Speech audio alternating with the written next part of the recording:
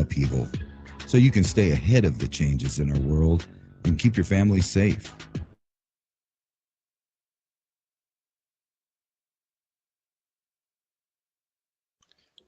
Well, it sounds like that dropped off there at the very last second. Don't know what happened, but welcome. Good evening, good morning, good afternoon, wherever you are on this beautiful blue planet. Weird. Trying to bring David Stig Hansen in with us, and looks like my head's cut off there in the middle. That's all good. But let's see. We're going to talk about Ricat structure tonight. So we have David Stig Hansen with us. He is on his fourth trip out to the Ricat structure, but this time he's looking at some geologic formations and some possible ancient, let's say, worship sites, something carved out of stone that's 108 miles to the northeast of the Ricat structure, out on what is the old seashore of, if you believe the tales and myths of ancient times, that there were seas to the south and to the north of the Ricat structure. So the northern sea boundary edge there is where the ports would have been. And that's where he's heading out to. He's going to check some old coastlines off of that. I'm trying to bring him in, but I can't get the thing to add in another participant after I started the call here. I can't seem to get him in. Please, technical difficulty here. I'm trying to add somebody else in. So please, let's see, participants. I'm trying to add somebody else in on the call. Ransom, I see your mic is right there. Yeah, maybe you can add David Stig Hansen with us. I don't know if you have his add to the group. Yeah, David Stig Hansen. And that's his day. David Stig Hansen, Hansen. And it goes by the name of Stig. Stig, I gotta find you and add you in. He's over in Spain right now. He's in Cadiz. And check this out. He's going to be taking the ferry over to Tangiers.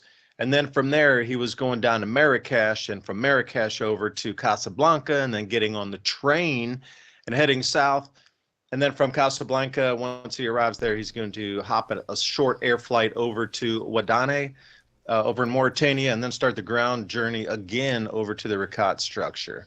Stig, we're trying to add you in. I'm trying to figure out how to get this Is that him? Call on here and add some more people into the chat, but I'm just not seeing it. I just don't know how to add another participant in. Does it say? Because when I started the call here with you, Ransom, can you take over while I try to figure out this tech difficulty here? Yeah. Anyway, welcome everybody. We're trying to get something new. Host, guest next week. Who's coming on with it? We're trying to get a few more different persons on, and the guest list is growing here. Hold on, I need to find. Jeffrey Nyquist is coming on next week with us, and a lot of you know him as geopolitical analyst.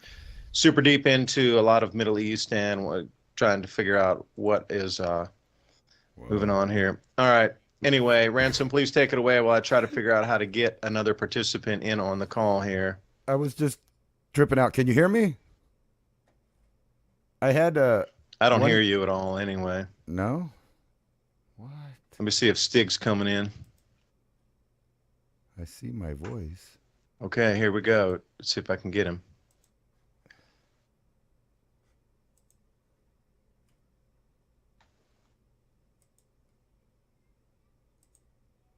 Can you hear me now?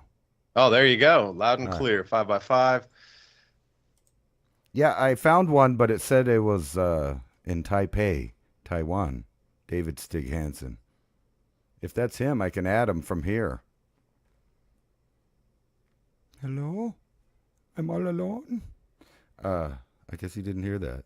All right. Anyway, what is this structure out in the middle of Africa up there? I think it's a giant old volcano geologic feature there. But I do know that Cro-Magnon man was all over this area, and there's some really trippy history of different indigenous people that you wouldn't think would live in Africa, because they're blondies with blue eyes and stuff. But hey, they found the same thing with red hair out in China too. So it's not exclusively just from one part of the world. There are anomalies of races and tall giants, etc., all around the world. Well, they still live there today. They're called the Berber, and they were blonde and blue-eyed with a about 40% ratio of Rh negative blood until the Islamic invasion kind of converted the Moors, who actually were redheaded people too, converted them to Islam, and their demographics changed over time. But the people still exist there in North Africa. And they believe that they're direct descendants from Cro-Magnon man. But I think everybody is. Hey, we'll see. The 23andMe, I saw there a judge was going to be ordering the sale of 23andMe, all that DNA of 15 million people in the United States. 15 million had sent their DNA in for, to check out their lineage and whatnot. And we talked about this a few times, but I cannot believe all of that DNA is for sale. All of it. Right. To a single buyer. Like, whoever would have thought? Now anybody with the right amount of money can just get they can get whatever you want.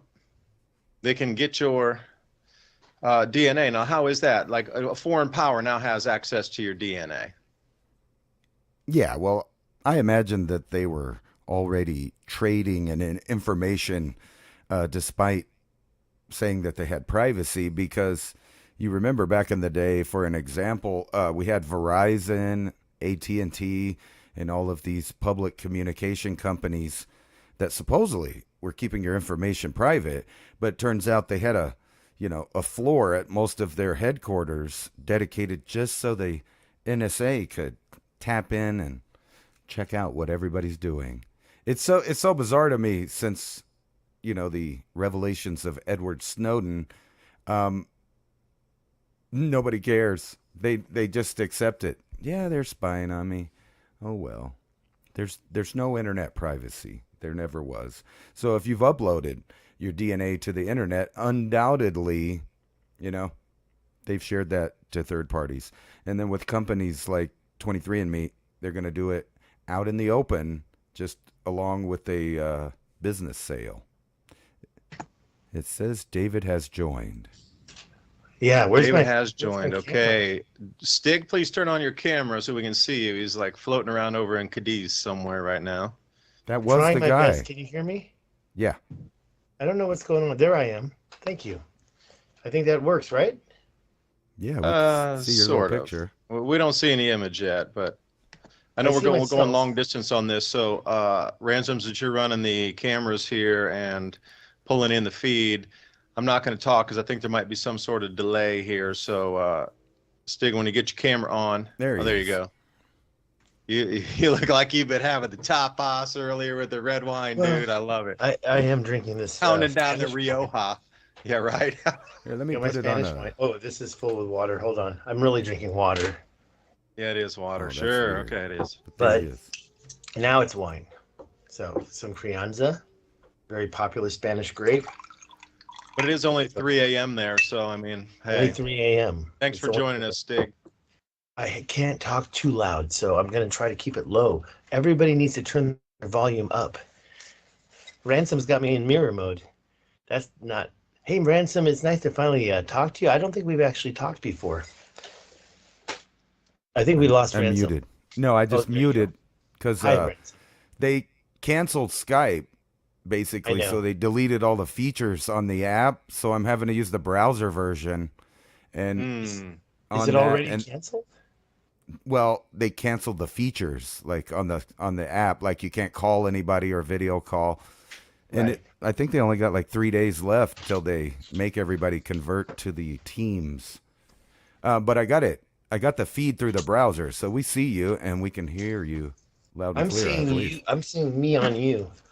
Just want to let you know that I did get my satellite phone registered, so I can make a call right now. But there's too many buildings here. I'm right next to this big cathedral. Okay. And it's impossible to get you got to go out in the middle of nowhere for these iridiums. But I got this going, so I'll give you guys a call when I'm in the middle of the Rashad structure.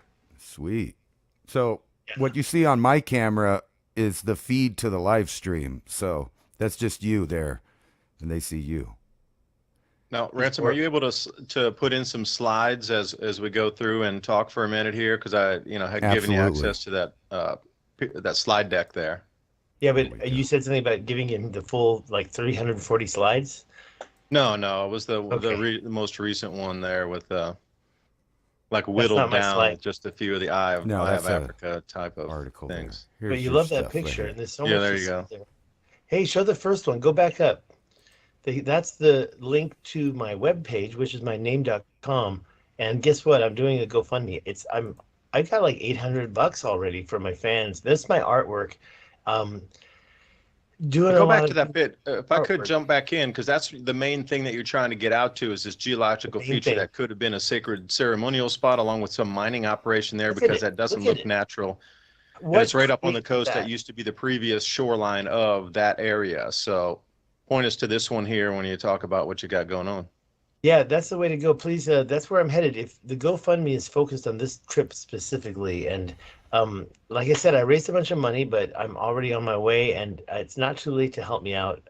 I'm looking for a few sponsors to help it make it kind of worth my while because I've been here 3 times already, not there, but at the Eye of Africa, and it's I'm monetized, but I don't do the promotions like you do, Dave, and yeah, and it's I should, but it's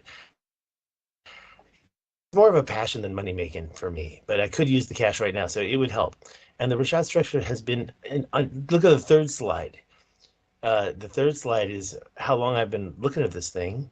I discovered it in like 2008 and then started talking about it back then. But you know who Jimmy Corsetti is, and he brought up the fact that it could be Atlantis. And then I started to follow it even closer. Look at that picture. That's the new LiDAR scan. You can see a lot of different stuff right there. The other circle is called the Semsiat Dome, but I call it a feature because I don't believe it's any type of volcanic structure. Right next to it, you can see roads and stuff that were never seen before. So I'm going to go look at closer at that one road that's so prominent right there. It's like a road or a dam. It meets two rivers. It meets two canal segments, and it's pretty obvious that circle was part of some type of water management system, in my opinion. And there's a lot of things I can say about it, but honestly, I wanted to let you guys be in charge of the slides because normally I do. Yeah, check out my YouTube channel as well because I've got everything there. I put everything I found, and there's so much that has been found. There's canals and ridges and quarries, so many things I can show you.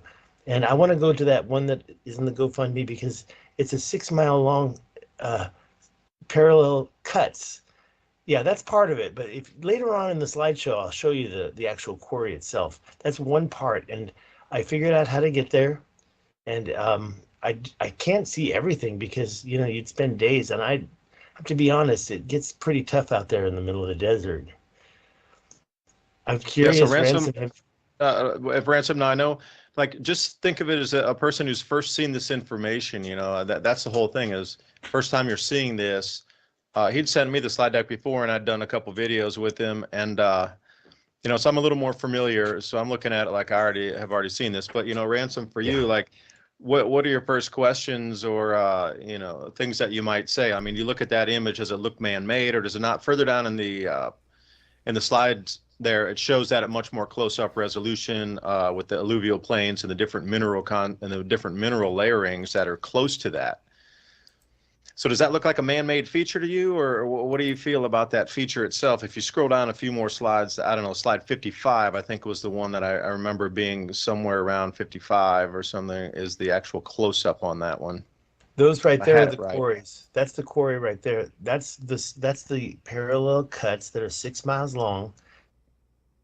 And you say, oh, that's just natural. But I've been looking at that for a long time, and I realized it can't be. And then you get closer, take a look at some of the other ones. The one before it, look at the one before it. Go back up let's see how far back up it goes, those few. One more. Nope. Well, look at that machine. Now, we have machines like this. Isn't it possible that those types of machines could cut lines like this? Now you can go through those slowly and see the way there's 6 miles long. From this side all the way 6 miles, and then across it's about 3.5. So when you please continue, yeah, at your leisure. I used to think that that was kind of a natural fractaling of the land, but then when I realized the rest of the world, when I saw South Africa, when I saw what they're doing in Colorado, I realized it's not natural. If you keep going, you can see the grit. Of course, you see natural stuff there. A lot of it's erosion. And how much It, of it was plasma arcing? Because some of these things, yeah, like that for me is a bit strange on the contouring. I'm interested in myself to see what might be out there because, yeah, but I Ransom, can't you're wait in to an get area out there there. in the desert like that. And the same thing with the Kalahari canals in southern Africa and around that empty off into the Okavango Delta. That same parallel structuring is down there. But Ransom, you're out in the desert area. Do you see something like this over in our desert Southwest here? Yeah, but it depends on what layers there's. You could see, like from this photo, this is a totally different layer That's than the where you're top, seeing the rocks. That's another Hmm. right? layer. And Right. then this is the bottom layer down here where all of this stuff erodes to. Um, The you bottom see layer that, was a lake. yeah. Though, well, obviously, you see this whole thing is a water drainage area. I mean, Sure. but on top of that, whenever you have these layers that are exposed like that, I see this kind of in real time out here in the desert where you will get a flood that will make everything mud, and then slowly it cracks into these weird geometric shapes. And it depends on, the flow of stuff. But if you're talking volcanic stuff, um, depending on what material it is, it has lines and stuff in it, and they will crack. Like whenever the bottom underneath it starts to erode, it has uneven pressure and it starts to crack. Now, I'm not a geologist. I mean, I'm just saying I've seen stuff like this, and you can produce weird stuff naturally like this. And maybe the part you guys might be Of missing course. is that when you come across, or at least, Neolithic people, which is the time there was probably a lot of people through here, um, they would have found natural formations and started using them to their benefit. So, like, that, where was that? It's back here Well, somewhere. as you Further may down know, in the the slide, if you Randall go down a little Carlson. further, that's Well, I was looking that for the ceremonial like carved rock structure. that Go one back that into he It's had very up at the similar to what top. is seen Here, hold between on. the channel between China and Taiwan at about 250 feet in depth, and also off of Like India and the this. East Coast, not Dwarka on the West Coast, but in the East Coast, It's an off ancient dam and an Puri, ancient and road. that there's the very same similar shaped objects or the similar shaped, they have that sort of oval shape to them with multiple cuts in it. They've done a bunch of side scans and thing. Well, It's you very you know that similar, but this one's above water. So there's two matching underwater across the planet, and this is one that's very similar in shape, construction, carved, this but looks it's like the above water. So, the measuring this out and taking a look at some of these, like you got that parallel crisscross, but having it two other places on the planet, because there was no water in the channel between Taiwan and China some, 13 to 15, 18,000 years ago. During the Ice Age, it was dry. Some temple was built there, some structure, some worship center was there. And then we, again in India off the coast of Puri, it's not very deep out there. It's like 80 feet deep. That would have been super dry, way out. And now we found something similar here. So, can you match those three up Can you with the go down size, to the about shape, slide and the eight, I believe? Like yeah. slide eight shows something that Graham Langdon from the Archaic Lens channel. I got to see it first, and I'm not able to scroll down a little bit. And Six yeah, and eight. not me, not me. Go down past me. That's me Yeah. at the castle. Yeah, that's castle right there. You can click on the castle if you want, and that's where I went. That was my first trip, and that was because of Corsetti, right? He pointed Right. that out to everybody. Now I've been there, and the next slide kind of shows what that stuff is. It's just rocks. That's from the 1800s. That's from the French Foreign Legion. But down below that, there's some payload. Not that. Keep going a little bit. I can't see it because, Well, I wanted yeah, to that's it. stop here for a minute because That's this it. yeah, is Okay, the this is next one the is what this I'm is the money talking shot about. here. This is what he's going to see, this particular formation. this Yeah, I want to looks get a little a closer lot look like at that. Bimini Road, right? Have you seen the Well, Bimini Bimini Road? Road. Shoot, I didn't even put that that is together. Bimini true. Road kind. But you've got the parallel lines that go straight across. Then you've got the relief cut lines that go 45-degree angle. Well, maybe not 45, but at an angle. And I do believe that was a mining technique. Now, here's the thing. The next slide shows something that Graham Langdon found. Graham Langdon runs this Archaic Lens channel, and he went there 2 times so far. This will be my 4th trip, but he went over to a place and found these. These are hand axe heads. They're Paleolithic mining axe heads. What are they for? A lot of stuff. But do you think that hunter-gatherers could have done what you just looked at with these tools? I personally don't. No. I think there were a series of projects that happened there, and some of those parallel lines were a little rougher, and it looked like people have been working them like not the big machines anymore. But I think over time the projects become more and more less advanced. As you see, that big, huge field was 6 miles long, and you've got parallel lines cut through. You see that later at the highest point of the Adrar Plateau. So it's all over the world, actually. I've seen it everywhere. And I can't unsee South Africa. Right. Well, Stig, if you're able to pick up a few of those axe heads right there and bring them back, that'd be nice. Yeah, technically, it goes against ethics as far as archaeology goes. Would I sneak one if I could? Maybe, but there's only 10,000 laying there. Who put those there? And how did they get there? Did they have to do with the mining, or was that some other project? Those are already pretty much acknowledged as being man-made carved hand axe heads. There's like 10,000 laying there. I think they were put there by somebody trying to deflect and say, oh, it's ancient people. Sorry, it's hunter-gatherers. But in my opinion, there's bigger proof that there was advanced civilization, there advanced mining, water management for sure, everywhere around the world. But here in the Rashad especially, you've got the North Shore, that's 200 miles long. There was a sea in the north. And then down below, you've got these water walls that could have encompassed the sea in the south. And I go over it a lot in my channel. Well, I was going to say one thing about this is something you find a lot in the Clovis people. Clovis, Clovis, They Clovis would have a right? manufacturing center where they would do things that people don't really get today. They're massive manufacturing. In other words, it's like they would, get 100 elephants, whatever you call them, not mastodon, the mammoths, and make them run over the cliff, and they would cut them all up. And when you really think about what it would take to do that, we're talking, tons of meat. They would have had a lot of people in a whole manufacturing center to carve, cut up, and preserve the meat, and then distribute it. And this looks like one of a manufacturing center for points. And if you look at them, they're all failed attempts at big points. They're ugly. They're misshapen. They would just toss these down and then start a new one. And when you find this in North America with Clovis points, you'll find a whole little field of failed points. And then near that, you'll find a bunch of chips where they started trying to make a shape, and then they just give up because they have tons of material. There's no reason to keep chipping it down. You just start on a new one. And they just pile these on there. They'll come back and get these later and then start reworking them again. It's like a cash. It's money. Okay, so Archaic Lens said that some of those were created in situ. And I kind of wonder if they were laying around so long they cracked naturally from weathering. I would doubt that. There's too many of them. I can see at least 15 right here that are point shapes, like a Clovis point or a Solutrean point.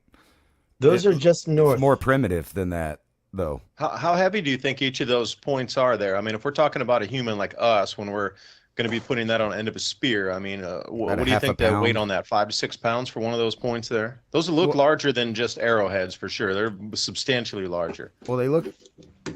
Yeah, true. I can't tell how big they are, but I was thinking they were about 3 to 5 inches each. That's what it looks like to me. More than 3. And it would be 5. Like, half a pound each. Stig, did you say some people were selling those on the side of the road, that you'd notice some people selling this kind of stuff on the side of the road that were villagers there? I got some arrowheads. I actually gave one to Jimmy when I met him in CPAC in 2024. You know who Jimmy is, Ransom? And yeah. I gave it to him when he's going on stage, and he said, I'm kind of busy. I'm like, well, I just want to give this to you. He's like, oh, I'm not too busy for that. But the problem is that these were all like green, and I didn't see any green arrowheads like right there. That desert doesn't have green stone, so I'm afraid that they're probably created by the locals and sold. Yeah, But it's very I got a couple of possible. those. Yeah, Not right. the Yeah, big everybody's ones. looking for cotton treasures. Hey, we got this. Randall Carlson said that people were mining or quarrying chert outcrops. I say people. He's exact words by somebody. He doesn't say people. And 1.5 million years ago, right there, we've got the chert outcrops and the mega breccia outcrops that have been mined. There's a few pictures ahead, or I don't know where you are in the slideshow, but I'm here to let you ask questions. Come to we're going to do it like a tour in November. If there's English speaking clients, then I'll be there. And you can see that on my website as well. The Atlas Mountains, Plato said the mountains to the north. He was talking about the Atlas Mountains. And I believe that now in my heart because recently I've discovered that the word Atlas and the word Atlantis are pretty much the same word. Yeah. I can demonstrate that. Also, this one researcher, he used all the elements in Plato's words and he pointed right south of the Atlas Mountains.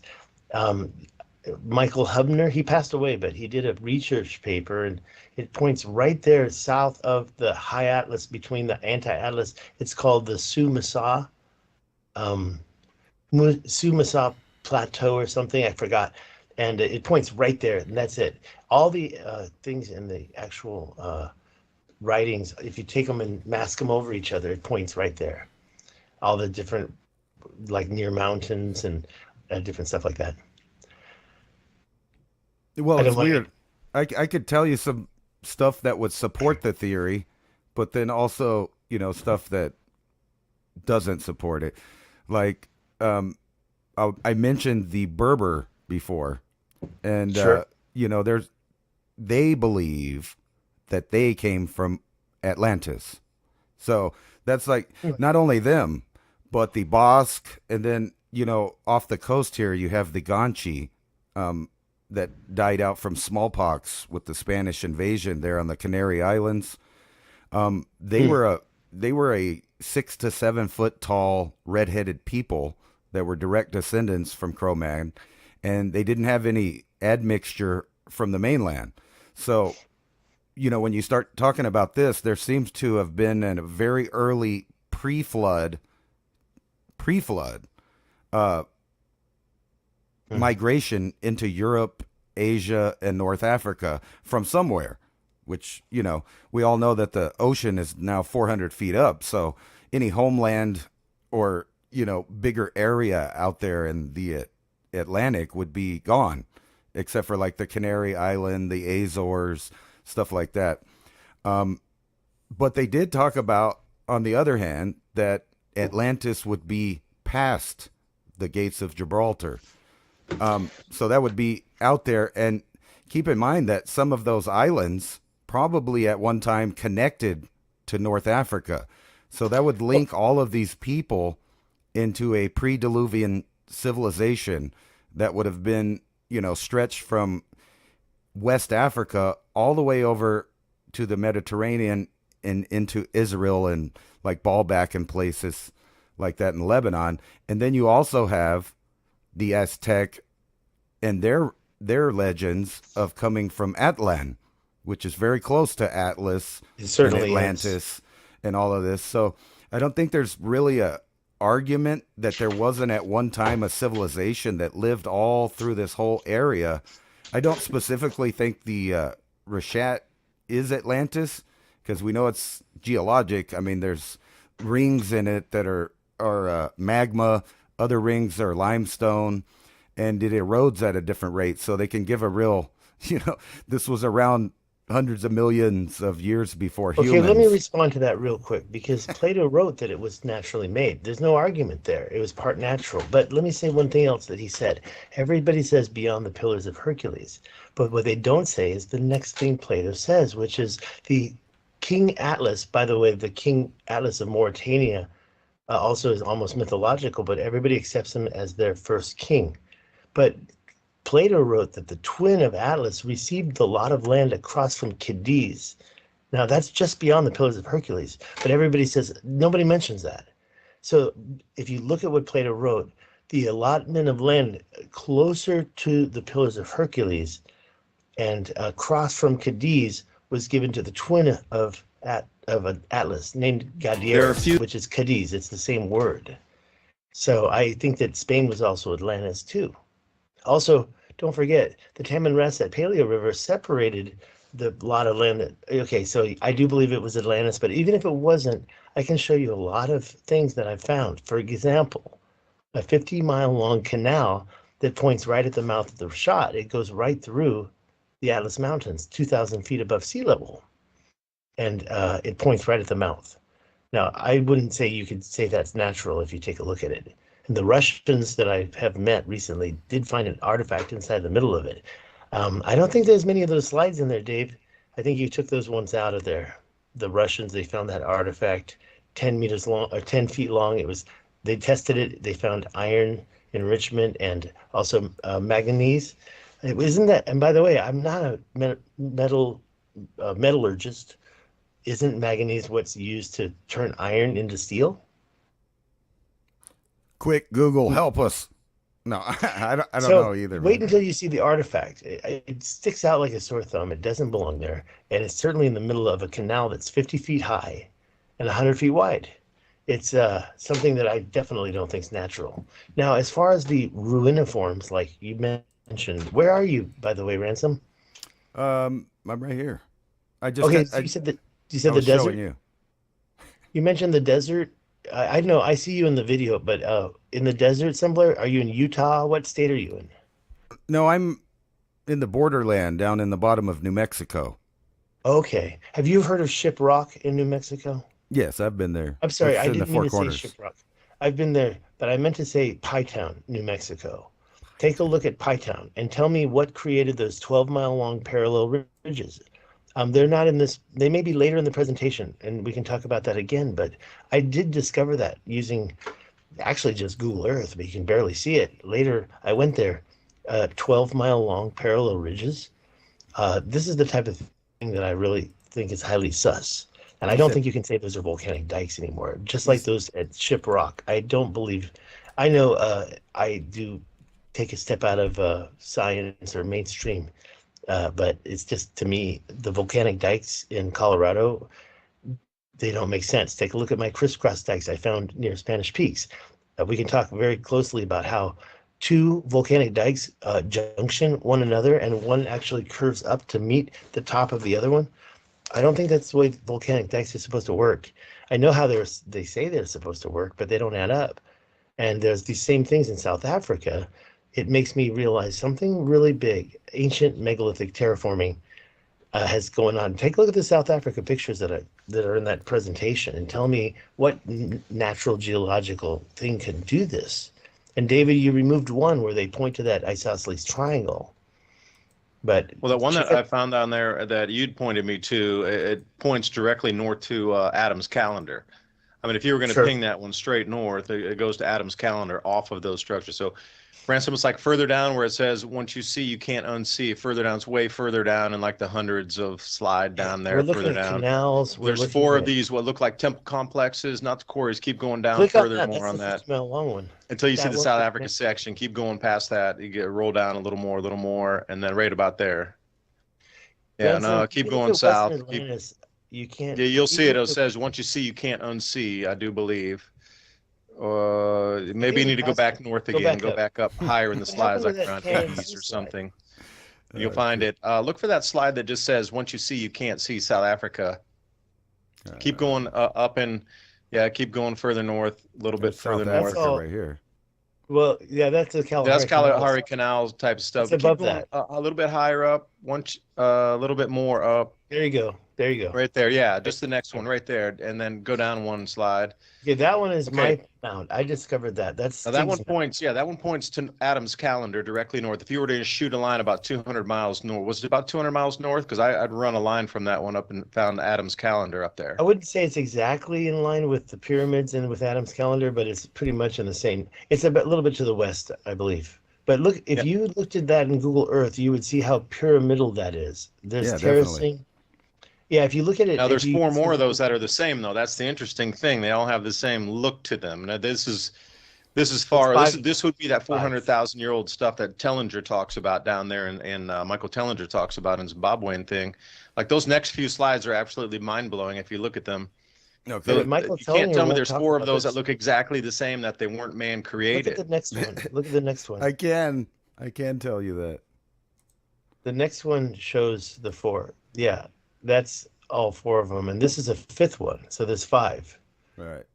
And the next one shows 2 intersections that are very close to one another, and the plateaus surrounding them.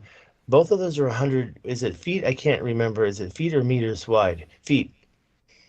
It And says 100 those, meters. I don't know if first that has you've anything got to do. 90-degree. Meter, 3 feet for 1 foot. If you're going to convert meters, it's 3 feet to a. What does that It's say? 3 It feet says to a feet. 1 meter. It's feet, right? That says It 100 says feet. meters. 100 100 meters. 100 meters. Okay, so that's the distance between the shortcut and the 90-degree intersection. Ancient truckers, and look up, you've got a notch where they actually separate. What cut into that bedrock right there? Both of them are almost exactly the same. They're very close to each other. And the one's in South Africa, one's in Lesotho. And those plateaus, those are 40. I know that looks like a road, but those little dots are houses. Something made those. It's not like a natural thing right there. And it's not just that.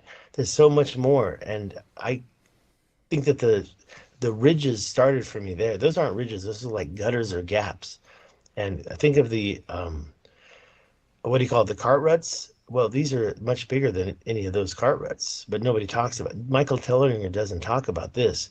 And if you look at the whole thing on the right, the structure on the right, that's actually part of a bigger complex called Kolonyama. And maybe the next slide has it. I can't remember the layout on that. I should have put it there. See, you can see how they terraformed the actual ground down there. That's in South Africa North. That's in line with Adam's calendar. Adam's calendar is just north of that.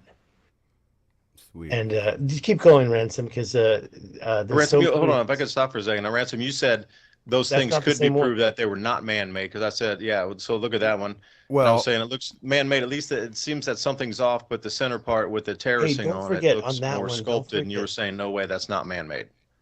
Don't forget, there's a line right in front of it that goes on for miles and miles, and it intersects with other lines. So these transport routes, or if they're roads or canals, I don't know, but they're these straight lines that go on for miles and miles. So they're all connected. So it's not just that, it's the line in front of it. It's obvious that it's not some kind of natural geological feature because it connects all these. Now I could screen share Google Earth and show you how that connects to a channel that is also, in my opinion, highly sus. And yes, those little white dots are houses. right. So these things are giant. This mound is in Lesotho, I believe. Yes, and it's kind of at an angle with this channel. There's like 3 different channels that go up into the mountains. I think we deleted those slides. South Africa slides here are like 8, but you can go to my channel and see hours and hours of talk about South Africa. I've Well, forgotten more. Let's talk about this slide right here. Mm-hmm. See, well, I'm going to be devil's advocate here. Of course. So I'm a big pre-Diluvian worldwide civilization believer. However, you were just mentioning how gigantic this is. So that's, one input that tells you probably it's not man-made. But the thing is you see each one of these steps, you find this in the desert here. The top layer eroded the most in geologic time. And then the second layer, less time and less time until you get down to the bottom layer. So each one of these layers, you could go to one of those other mounds that you have on here, like here. And if they're at the same part, you can match the layers of Okay, do me a geologic favor. time. Quickly look at that one on the bottom left. What made that line across the top of it? Because that line goes on for miles. Well, there's giant like 10 cracks in miles. the earth. I mean, all over the place. You say And- giant cracks, but when you say volcanic dikes, you have 5 steps. First, the bedrock cracks, then the magma fills it, then the magma crystallizes, and then the surrounding bedrock erodes away and leaves the volcanic ridge. But how would it do that simultaneously with that big weird thing? I understand your point, though. It might not be simultaneous. We're talking millions and millions, even hundreds of millions do understand. of years. I believe So, it feels. There's lots of events that can happen over time and add to the shape of things, and it not necessarily be all happening at once. Well, there's a one. It's in the slideshow. There's a couple of ridges that go across these amphitheater. It's pretty obvious that it's deliberate. Scroll through all the South Africa. We've seen that. Okay. Those two ridges, I know that that one's one next to another one. Take a look at the next one. They're not the same place. Okay, so those are two. They're down kind of below Johannesburg. And there's a third one right there. Those two. I mean, yeah, I do believe something like this could happen naturally, but not as consistent as you see miles and miles of these lines, and they're obviously deliberate. Take a look at my videos on them, and then let's talk about it, because I think that you might see. Now, that one, you can see some ancient slurry caught up in it. You got these parallel lines, and then a side, almost perpendicular line. And there's triangles in there, too. A couple of them are perfect triangles.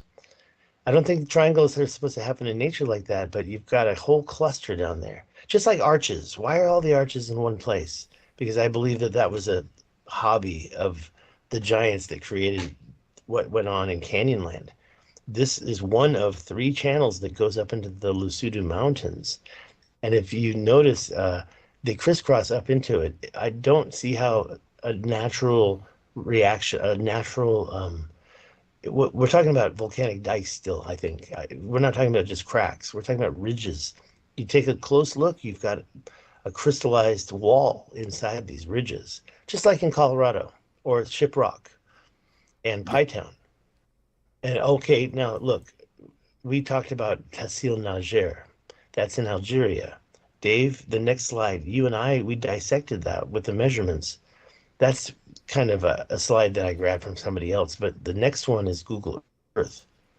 And when you look at this and the straight cuts and lines, you say, oh, are they similar like Canyonlands, Utah, or ruiniforms like the ones I want to visit in the Eye of Africa? You start to see straight lines. There's a serpentine. Go to the next one. I think it's the serpentine. That's actually, okay, that's different. Okay, so Dave, you removed the serpentine, I think. It's this long, like 30 miles long serpentine going across that thing. I do believe that's an ancient quarry field in Tassil Niger, 200 miles long. There's so many things that I wish I could show you right now. And then we're looking now at the Kalahari Those are the Canal. Kalahari canals. That's Bit a up there, if quarter you're like million one slide square up. miles. A quarter million square miles. And you're going to say that's natural. I know. But if you take a close look, they're all very equal apart. That's from the internet, but I thought it was a pretty good dissection of them. It's a quarter million square miles in that previous slide. Or in the next, wait, where are we? The previous Right. slide, the one of You're showing down the at the ocean. Kalahari canals. Well, what's one interesting feature on that is it all drains in the Okavango Delta. So if you're talking about waterworks projects, this is one Waterman, thing even many years ago that couldn't be explained, is how all the parallel channeling goes into a natural water basin anyway.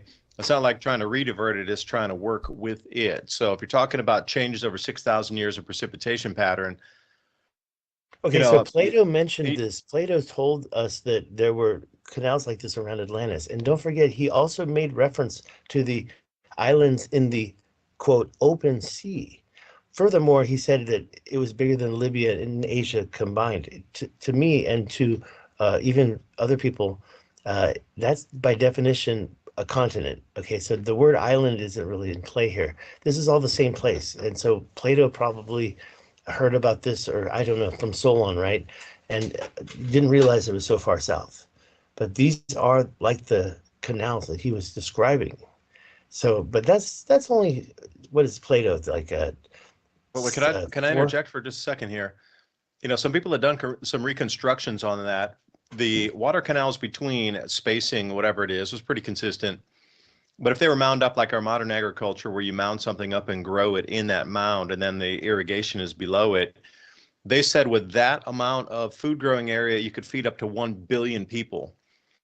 So if you think about that in the modern day and you bring it up, and they're talking about North Africa and the Sahel to come up as a single grow zone on our planet to feed 1 billion people, using that same concept. You grow it in one place, and you distribute it to the rest of the planet from one grow zone. That's why they're so highly keen on knocking out the legs of agriculture across most areas of the planet. Look at the Because previous it's slide. going to refocus into North Africa and the Sahel. Now think about that for a second. They're just copying the old. They're not creating anything new. If that Kalahari canals truly were, and I'm just saying if they were, the ability, and there was the workforce, and this is one of the oldest places on the planet, known habitation among, if you believe the timelines of out of Africa, etc. But even with the mining stories of 400,000 years ago with other visitors, if they were able to grow enough food for 1 billion people, then all we're doing is recirculating history and coming back in a circle again. So I look at this and say, why is Africa so integral for so long across all cultures and everything from the beginning and medium parts of our history? And now it's meeting back with modern history again for us to restart the global economy debt system, and then also set up a new grow zone, which will be tightly controlled by a few corporations to distribute to the rest of the planet, the food source, which is scary in itself that they're even thinking that direction. I don't believe in jointing. Sorry, that mainstream explanation, that geological feature of jointing, I just don't believe it. I think they made it up. And I can't unsee the fields I found in the Grand Canyon. Along the Colorado River, you see a lot of projects. And yeah, you can say, oh, that's natural, that's natural, that's natural. But some of them are so inconsistent. It's like, well, take a look at what I found in Chad. Can you open up Google Earth and go to the middle of the Sahara Desert? I'll show you how to get there. Take a look at Chad and tell me what that is and why that suddenly appeared naturally. I can show it's not natural because there's some grids that prove it's some type of an agricultural project. Google Earth, if you look at the whole Stig, can I stop you for a second? I want to thank everybody out here for throwing us some double espressos tonight on Buy Me a Coffee here. James Ewing, Prost, obviously from Czech Republic. To all three of you, and thanks for the recent share of Ransom asking Jordan Maxwell. Right on with more great intel. Porch Monkey coming on. You boys are FN awesome. Thursday night staple. Got to add some potatoes with that, a little salt and pepper with the staples, maybe some toast, some Italian bread with some butter on that. And someone, again, bought us some double espresso. Thank you, BB. And Ben Davidson, so we don't know if this is Ben Davidson for suspicious observers. Keep hanging in there. We are. Thank you so much. And we're trying to bring you some new info because I'm interested in more of this ancient history. If something could be found on an ancient worship site out there, would have been quarried similar to what's found underwater, it'd be an interesting find. But I just had to stop and thank everybody for supporting us, buying the double espressos to be able to bring us out and continue so we can do some of our running costs here as well. And think about Stig with the GoFundMe so we can get down and continue to jump around in Africa there, into the desert, taking us out on the ancient shoreline, no less, off the Rakat structure. Anyway. Back out. Oh, yeah. I lost my point there. But anyway, hey, thank you for everybody supporting the broadcast tonight. All right, Dave. Appreciate it. And we're just going to keep rolling. So, Stig, I didn't mean to cut you off. Go ahead, man. No, you have to do your thing, and I should have shut my mouth, but I can't help looking at. Put that thing in the center of the screen, that big dark area with the eyeball and the nose. No, that's the circle. Yeah, that's the new circle. But I was talking about up above it. Oh. Back out and yeah. Now, do you see the nose and the eye and the chin? Back out just a little more. The hair. He's got that Duran Duran hair. I call that the Englishman, and he's got a nose. He's got an eye. He's got lips. Zoom in on the lips. Zoom in on the lips. Yeah, down below. Go down to the lower lip. Do you see that long line? Zoom in on that. That long line. Now, Stig, I'm going to stop you for 1 second. I need to pass a message to Ransom here. Ransom, this is from Ryan, our producer here. If you can switch to video between the slides, because we won't be able to make any shorts out of the PowerPoints. You need to flip between slides and face. That's message relayed to you. So anyway, that's it. Yeah. So Stig, we're trying to get extra content out of this for shorts, but we need to go between the video and the slides. Okay. So Ransom, I'll let you take the long line. Follow that. Put your mouse over to the right. There's a long line. Yeah. Hey, don't tell me where to put my mouth, dude. It's on put your mouth on it. On the right. It's that long line. If you zoom in, you see the perpendicular lines to the right, a little more to the right. There you go. That thing. Zoom in on that. Go up to the top by the mountain and tell me what created this. Now, you've got perpendicular lines. Rivers don't, that's a river, right? Or some of it's a river. But when you go down, you see how the perpendicular lines Yeah, to the are southwest cut there. into the bedrock. And you say, oh, hey, that's natural, that's natural. But wait, back out just a little and then Guys are start to go killing me. southeast, back out more because you're covering up the good lines right there, right there. If you want to zoom back in, look right where your mouse is. Zoom there. Okay. Yeah, zoom right there and tell me that somebody didn't terraform that land. Now you say, Well, oh, no, it's natural. Wait, back out, back out. I want to okay. show you more that'll prove that it's not And what natural. I would like to let Ransom respond to that because you're just saying, tell me how that's not terraform. So Sure. I would have the same exact Wait, but question and look at one more want an thing. answer from that. Look Okay, at so one that's more thing. a Go down future. below the lips on the face and just a little farther below, just a little. No, don't back out too much because I can't see. Right about there, zoom back in. Not, yeah, no, down below where you had your mouse a second ago. And right about there, zoom in. A little farther south at the bottom of the screen. Zoom, yeah, forget that and go to the right. And right, okay, that's another thing right there. But no, back out and go to the right and down, down, down. That right there. Zoom in. Right there. Yeah, zoom in and tell me that that's natural.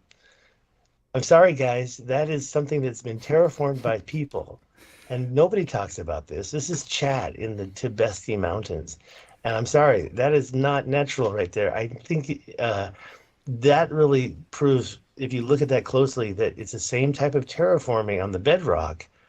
That whole area has been changed, and if you go into the mountains, you're seeing straight lines parallel. I show a slide later. You can go back to the slideshow. This is Chad and it's in Africa. There's stuff in Mali. There's stuff in Niger. The upside down. Dave, you took out the circular dike slides and I left them out, but those are to me constructed mountains. And in Mali, the straight lines. You all think I'm crazy. I can see. But when you see this and nobody talks about it, sometimes I think that like people like Graham Hancock and Randall Carlson are in on it. I know. I respect them both very well. And Randall Carlson, I don't know where he got his information, said people have been quarrying from the structure of the Rashad for over 1 million years. And it's like, well, who are they? Hunter-gatherers? Why are the lines straight? And there's even straighter stuff. That was kind of rugged, but it still shows like some megalithic transforming for, was it water we were seeing? I think it was for agriculture and water. But the whole bedrock was terraformed there.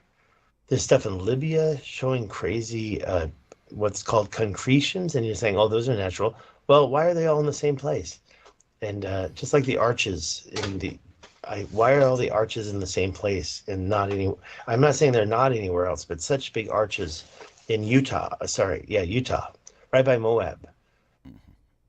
It's all over the world, Argentina, and I mean, I'm not like in control, so it's like I have all these things in my head, and yes, I have a little ADHD, so I kind of lose my point and get Yeah, excited. can I draw back in the point? It was a Ransom. I was looking. Give us the stories of like million-year-old culture because obviously the size of the human back that they just talk about giants in the past, giants in the past. Like we are the smallest in the full lineage of humans to this point. If you believe that we're not the only ones right here created as such, right here at this size, and it's been like that forever.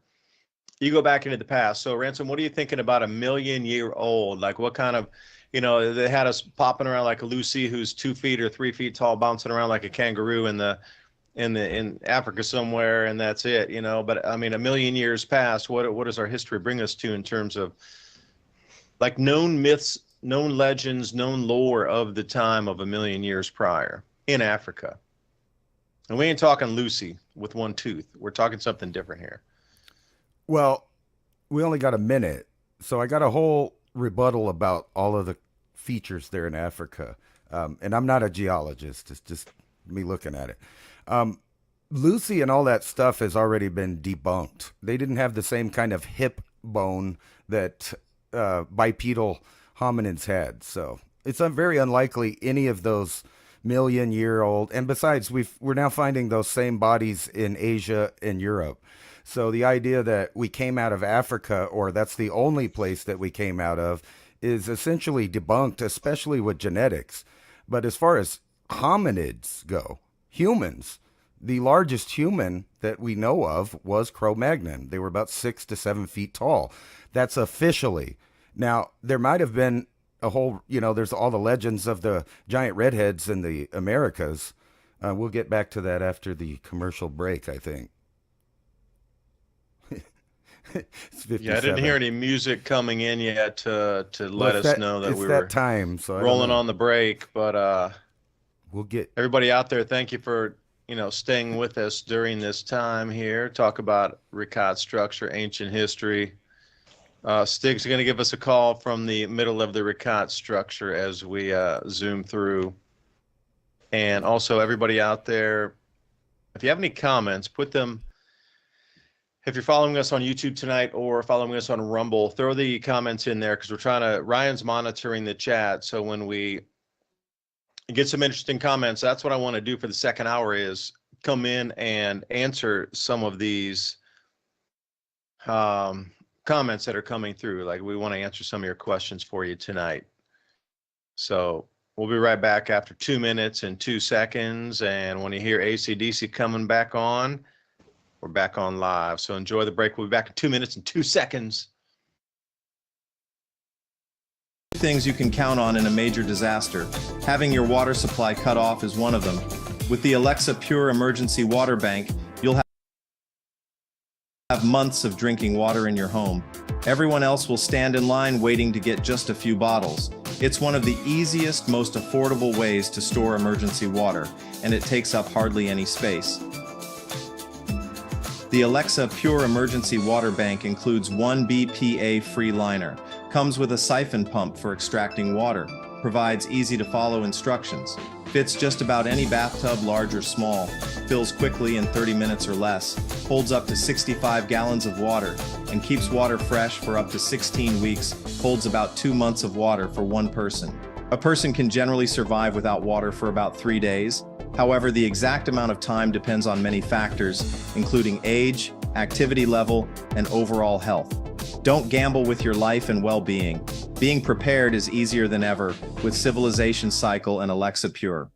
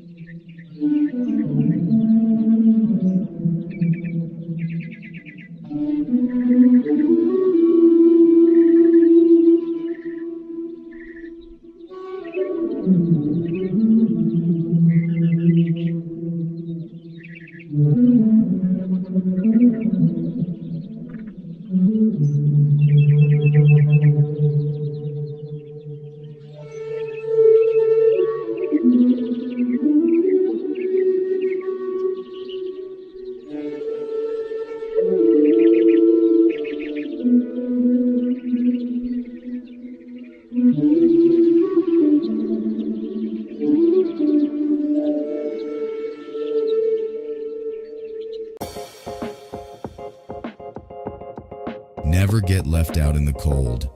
There is never a reason to ever let you or your family suffer. Instafire and Civilization Cycle are on a mission to make fire starting and off-grid living easy for everyone. You shouldn't have to be a mountain man to strike a flame and make a fire anytime, anywhere.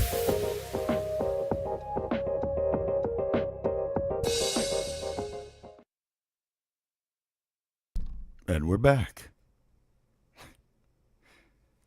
I think you're on mute. Oh, got an issue. And There we are. there were so many things that he said that just make so much sense. And the cheese here, apparently it's healthy. If you eat it, the American cheese, it's not that healthy. How do you feel? I feel pretty good. Can you hear me? I can. Are we Oh, live? cool. Yeah, we're live. We're there. Just We're checking. cheesing it up.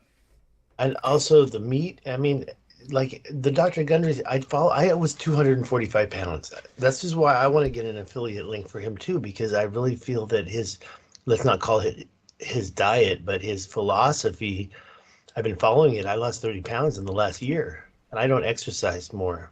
Sweet. So, but some of the stuff he talks about with the cheese here in Europe, the pasta and the other flour here in Europe, the milk here in Europe, that's all digestible. But in the States, it's a whole different story. And that's one of the things I think is messing up the diets in the United States. I'm talking about Dr. Gundry. Dave, how you doing? Oh, we can't hear you. Turn on your mic. He's on Dave's the mic's mute. off. Dave, unmute. Let's What? see. Your mic. Your mic. Well, he's having technical difficulties. Okay. There he is. I've known Dave for a while. We met in Taiwan. I don't know if you knew that. No, I didn't know that. I was trying to add you to the call, and I saw only one guy with your name, and it said Taipei. So I was like, and then I Yeah, and that was realized like the wrong. Brian That was couldn't hear another me. account. Sorry. Say that again. No, I was just saying he couldn't hear me, so I was asking nobody when I was Right. trying to Okay. add you to Well, the call. yeah, he was doing his thing, and I was doing my thing, and I couldn't get enough of Dave, man. It was such an incredible thing to meet him, and everybody, I didn't realize where he'd be here now, and I think that he's gone so far, and it's very proud of this guy. And it's nice to meet you, like I said, for the first time. Me I too. have only like seen you guys on the videos, but I've done like a few interviews with Dave, but you were not around or something was up, and so I was always like talk to Ransom. So it's nice to meet you in person or talk to you in person. And Right. this is not really in person, but you know what I mean. It's as much we could do for the space age. I'm in freaking Cadiz right now. This Cadiz was in Plato's dialogue. He talked about it being across from the allotment of Atlantis. The small islands, Plato said there were islands in the outer sea. So there's a contrast there. That's why I always get mad when people go straight through the I know that you said that, but straight through the Pillars of Hercules and then straight out to the Azores. Look, before the cataclysm that killed Atlantis, I think that there was a global civilization. And I think that we can say pre-Atlantis was all around the world. You can't deny what you find in Peru. And I think it all adds up to ancient mining, though. I've heard that Lake Titicaca was a strip mine that got full. And I know it's a real stretch, but think about the Mediterranean Sea Basin as a strip mine that got full when the Pillars of Hercules were created by Hercules, right? When the Strait of Gibraltar was cut through by Hercules, whenever that happened. I went to Morocco. I'm going tomorrow to Morocco, and I've been to the Cave of Hercules, and there's so much myth here. It's really wonderful. This whole area, Cadiz. I was in Madrid, and if you like the city and you don't mind that life, but Cadiz, you're surrounded, and there's a star fort here. There's a star fort here. I just went there, and it's not a full star fort. Somebody destroyed half of it, but 2 points still remain. And when you look at that they don't show it in their maps, but they're trying to cover it up, in my opinion. Who's they? It's I the don't. Anunnaki, man. They got to Well, cover their tracks. so the Anunnaki thing, No, I I'm think just kidding. it's supported by what I've seen in South Africa a lot. But I also don't want to believe that I was genetically altered by ET and created. I don't want to believe that. I really don't. But Well, there's some evidence there down there in South Africa like that. I think South Africa is older than what's going on up in Sahara Desert. right. It's like really old. Well, I'm kind of two-brained here. Now, I know you got to take look. I totally understand so about being. I was gonna talk to you guys about this when we got back. This spot that we were talking about here in Africa. This Which I don't one? know, crisscross line. Here, let me put that so you could see it. Wrong one.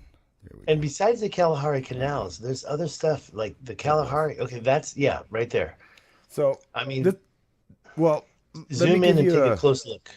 let me give you like just my thoughts on this whole idea. So it kind of goes back to what I was talking about on this stuff right here. Let me find it back again. It's kind of the top one here. This stuff.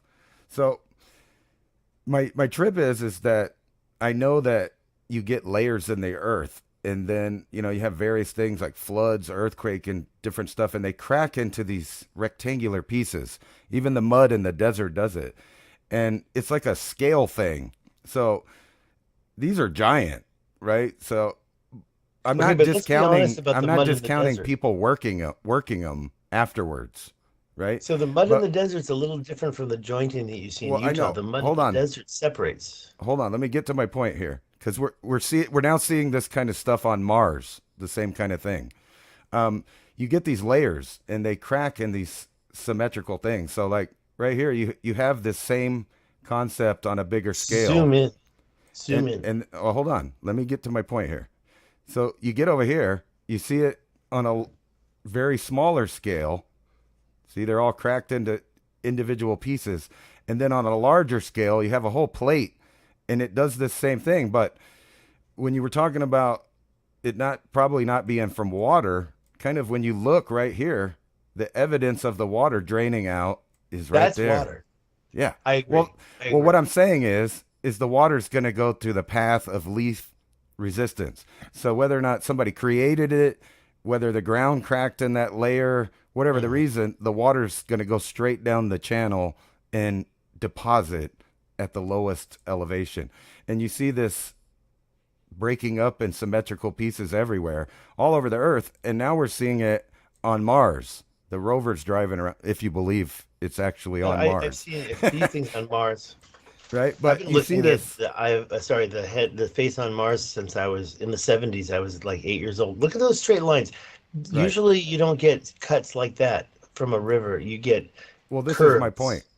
This is my point. If it cracks symmetrically on this top layer, the water will necessarily go down the straight line. And when you zoom in, it's not, super straight when you get down in there. But from above, it looks really straight. It is straight. But what I'm saying is if the crack in the earth is whatever shape it is, that's the direction the water will follow, and it'll increase the size of the features. In And the you see that slideshow, I took some of those and I here. put yellow lines on them to show how they're all Right. in the same direction. That whole mountainside, actually, if you continue to look at over there, you'll see the same thing going over and over. I do understand the concept of jointing and the explanation. I think when you have two sets of parallel lines, they create rectangles, but I can show you where there's three sets of parallel lines. How does the rock have a DNA that'll send out straight lines in three different directions? Well, it depends on what material it is.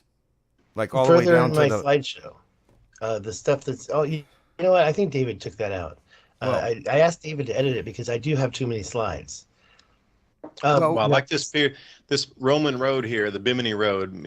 Ransom, you mentioned Bimini Road. Sorry, technically, I could not join your call. I had to actually stop Skype, and then it had to reload and like re-download on my computer before I could jump back in on the call.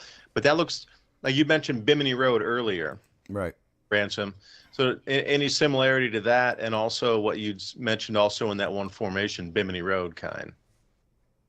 Well, that's another example of possible, a natural formation. But when I say that, that doesn't discount somebody worked it. We find that everywhere in every level. Like, so you mentioned South America a minute ago. And it's funny, a couple of shows ago, we were talking about the metallurgy that was probably going on. And I said the wrong name in Peru. It was Tiwanaku. I kept saying I kept saying Cusco, but I meant Tiwanaku, right next to Pumapunku. In Pumapunku, you find evidence of metallurgy, like they were working gold, silver, something else, possibly in the lake there, and something happened that the lake went all over. What's going on there? It sounded like a cork. I Right? hope that's not me. It's definitely not me. My wine's finished. I have this much left right here, so I'm not messing with no cork. But Must have been David. go on. He's breaking it in. No, I was just saying, you have all these places like Tiwanaku and Teotihuacan and some of the other Peruvian places that have the cardinal directions about, I think it's 3 degrees off. So either there's two options. Either it's extremely old, pre-17,000 years, or the magnetic field was off at whenever they were setting the lines, because they found evidence in China near the pyramids that the people that were building those pyramids were using magnets to align with true north.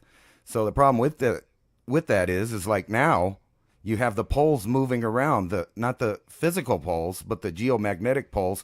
So if they were using any kind of technology like magnetic lines, they would have been off, and they would have built it. That might be a way to, for one option to give it a time period.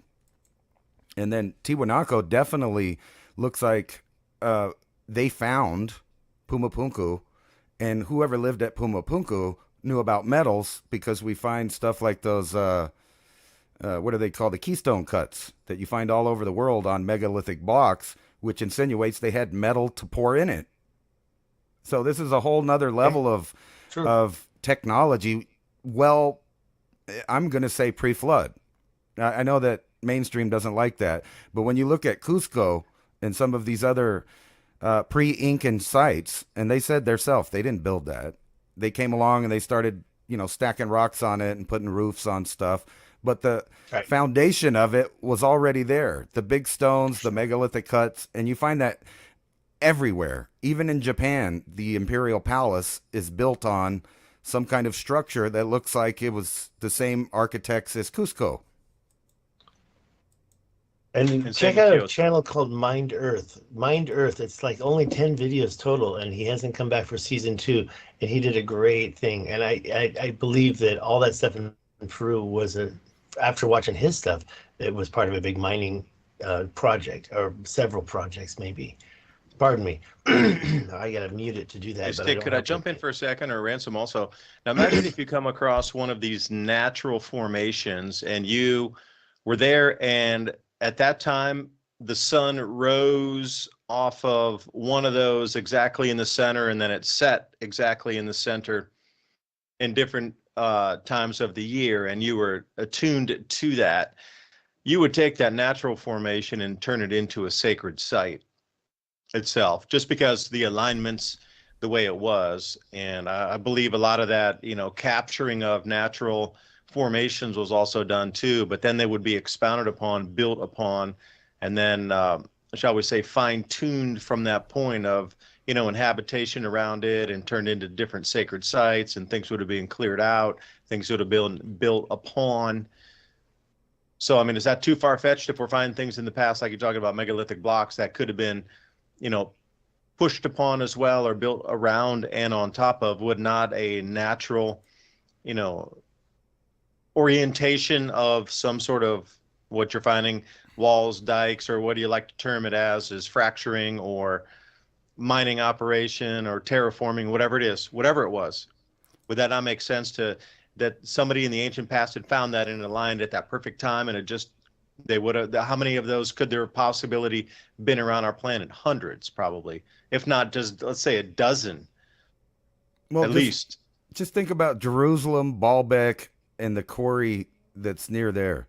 Those stones aren't nearly as big as this stuff is showing in Africa. Like, it's small in comparison, but I in agree. comparison to even other megalithic stuff, it's giant.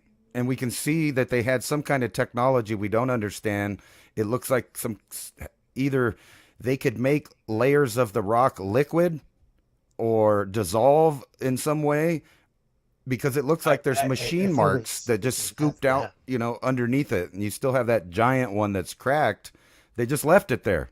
Just like those stones in Africa. When they mess up with stonework, they just toss it aside and start a new one. They were even doing that with those giant stones. And as far as I know, there's not one culture associated with those original giant stones. We only have the cultures that came and built on top of it. The Romans, the Phoenicians, all these people came after. So it's obviously some kind of pre-Diluvian construction method. I'm here in Cadiz, Spain right now, and right down the street from this cathedral that was gonging until midnight, and it's after midnight here, there's a Teatro Romano. It's an amphitheater, and it's actually made out of some pretty basic stuff that I think could be carved with copper chisels, to be honest, because it's not that hard. But it's like they give it the credit to the Romans everywhere you go. And I have to thank Mike Parker, if he's watching right now. He's probably not, because he's in England. He turned me on to that concept that they always credit the Romans. Are you really going to say that Petra was done by the Romans, or the one thing that's there that's more modern day? What was that? I was thinking the Romans. And No, it was the Hittites that were given credit for that trade route and the construction of the city. What about But the amphitheater? you see What melted about the rock amphitheater? through there too, like a plasma discharge that would have melted part of their city. Because I'm hearing that I've been it's to Petra. I went to Petra in the early 90s, like 1993, way Did you before you ever- were roped off from going to anything. You'd climb all around me. We went everywhere. I spent a couple weeks there. We went down all these, like, I was into the Wow. rock climbing at that time. We went on all these little tiny channels and things, like squirreling up and spidering through stuff. And damn, there was so much forever, as What far about as you the could possibly amphitheater walk. there? That was like Did a you go to- super megalopolis at that time. Did you go to the And that was amphitheater? credited with the Hittites, but also they were the ones who had the clay vessels that had saved magic mushrooms in honey that was still good to this day. And I don't know who would have tested that, but Yeah, and they just throwing it out there. So the Romans. By the way, that used to be Mecca, right? Oh, that was pre-Roman. The Hittites were way pre-Roman. Yeah. Well, around here, all I hear is it's either the Romans or the Greeks. The Romans or the Greeks. That's what I hear. But then you say that was the Hittites, so it's not just the Romans or the Greeks. But what about the fact that some mosques point to Petra? Was it Mecca or not? The original Mecca. I heard it was. I'm pretty sure that those Petra things are pre-Roman and pre-Islamic, so I doubt it was anything to do with Mecca. Interesting. Yeah, because you had to go back. It was Assyrian. That was like an Assyrian like off ramp as well. If you're looking at those trade routes, who controlled through there? If you trace it back to classical, we're coming back to the Sumerians, and then as they branched out, and we start to look and past Iraq, and then coming out into Jordan area, and obviously they're going to be going to the sea. They're going to be going off to the Mediterranean. If it was indeed at that level at that time, or was it captured and it hadn't broken through yet, and we get some flood myths. But that Dead Sea as well. I mean, that would have been a major salt source. I mean, you go down where you're talking about, Stig, down in there, and the weight of salt was worth the weight of gold was worth the weight of salt. So you're telling me they got the Dead Sea, they got captured salt everywhere, and they're not going to be mining that and like taking advantage of it? They would have been beelining to the sea as well. So that whole route from what you consider like landlocked interior Mesopotamia all the way out to where the salt route would have been, right along the coast there. And hell, the Ghana Kingdom and Aksum Kingdom, they were trading all through there when the mega lakes were still full all through Africa. So you might give it to the Sumerians, and we get, say, okay, things were more lush at that time. But at the same time the Sumerians were around, African mega lakes at, like I said, mid-Holocene era, 6,000 years prior, were at their maximum capacity. So everything you talk about with canals would have been fully transportable. That would have been a maximum full, it doesn't have to do anything with sea level at that point. If you're in a captured system that's above sea level that captured that mega lakes that, and I told you, Stig, once before, like all of our Great Lakes combined would have only been the mega lake that was just south of Ethiopia in the Sudan area. That is one African mega lake that is as equally as large as all of our Great Lakes combined. It was just one. And you had 7 more of those Great Lakes sit through Africa. And, the square kilometers of all the surface area of those lakes was as large as the lower 48 states of America. Like all of our entire country in the lower 48 would be underwater. That's how large those mega lakes were. Yeah. Those were all connected by canals, estuaries, trade routes, all the way through. So you cannot tell me you cannot just like dismiss all of this historical fact that Samaria was connected to. And I'm wondering, I'm looking at that saying, you know what, maybe the reason that salt was so valuable through that time is because it was submerged. Like right now we come to salt mines in some of these areas and now it's salt mines. But what if it was under 50 feet or 100 feet of water? You weren't getting to it. Aligned with the ancient equator right there. Yeah, right. So maybe some of these things are, you gotta. I went there. Put water into the equation, and the mega lakes would have been full during these times. That's what a lot of people are missing in this whole. Okay, it's dry as can be. It's a bone dry desert now. But what if it was mega lake full? You got to look at the African mega lakes maps and see where they overlaid with these archaeological ruins, these sacred spots, and these sea lines and the old ancient coastlines, and see that where that would have lined up. Hey, those previous lines were supposed to have been made by erosion, wind, and water. I'm sorry, I passed that, but the Piri Reis map shows the ancient Tamanrasset Paleo River, which I now call the Atlantis River because it comes from the Atlantis Mountains. The Atlas Mountains. And what you see on the Piri Reis map is the perfect African coast, including Cape Blanco, including Cape Verde, but right between they show a river. This is 1500s, right? And that river goes up into mountains, and then there's a circle, and then there's another circle. If you notice one of my slides, there's a second circle that's aligned to the ancient equator that connects Giza to the Eastern Island. Now, we're talking about changes. Later, I show other mounds and their alignment, and they're also consistent, but at the same time, they're way different from that alignment of the ancient equator that Giza and Easter Island make. So I do believe that there's a series of projects. But if wait, now, Stig, you just entered a whole new realm there of like geophysical pole shift on an ancient equator, which was really like offset how many degrees? Is that the ecliptic degree exact mark that you were talking about there? Or now I'm getting into, wait a minute, are we talking geophysical or are we talking magnetic? I don't know about that, but they could have been aligned to just stars. So maybe they created an alignment with stars. It's what I've seen in the ones in Grand Canyon, the mound that's in the Grand Canyon that I've shown, and also Utah. There's 2 mounds, Lone Star Mountain north and south. I don't know if you know those. And then the ones in the Rishat that arrow was just pointing at, they're all the same angle, which is kind of northeast. It's like 45 degrees on the compass. Maybe we could just say northeast. And then the ancient equator, that's a little different. And then the 2 circles that I found, if you connect the centers, it's exactly equal. Now that's 2 different topics, but I think I should point it out. I'd like to point out what's in Mali in the final moments of our broadcast. Maybe Ransom, take a look at that. Well, we still have half an hour, Stig. Roll with it. Yeah, I'm interested in Mali to see, but that comes back with the trade routes that would have been at total full max water capacity of the African mega lakes. What slide number am I looking for? I'd have to take this. No, they were doing some LiDAR scans through, and there's an enormous amount of like canals through that area. Even in present day, they're just like marshy, barely like a lot Utah, snaky right? area. Foot deep of water, half foot deep, a few inches deep of water. You wouldn't want to go walking through there. Tons of snakes and stuff. I'm not a snaky fan in like wet areas. But if that would have been deeper, you would definitely be able to run boats and stuff through there. You could have run boats for 1,000 miles across there. And then the next one up. That's what I was talking about over there in Chad.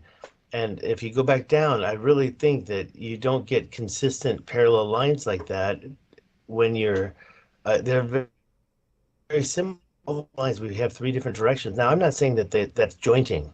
I don't believe in jointing at all, but that's, I think, canals that were created. And why are they so zigzag before they meet that main one? Like the perpendicular lines that are way out there, why don't they attach? Why are this a 45-degree angle connecting those canals that we were just looking at? And then down below, that's Utah. I forgot to write. I put the picture twice. No, right below the yellow. There's that's right by Arches. It seems The like a white. LiDAR sort of. Go up one more slide right there. Just the Yeah, small that's one. that's Utah, and I don't think jointing can be that straight. I don't believe that rock has such a DNA that it's going to crack that straight. I live near Joshua Tree, California, and I've seen what nature does to rocks. Down below it, that's the Grand Canyon, the one that's right below there. Yeah, that one. And if you look, that's not a good one. I have a better one. That one Well, still shows straight lines. this And is kind of yeah, what this is jointing. kind of what I was talking about before. This is the Yeah, same the thing plateau on the you top's not touched. You're right.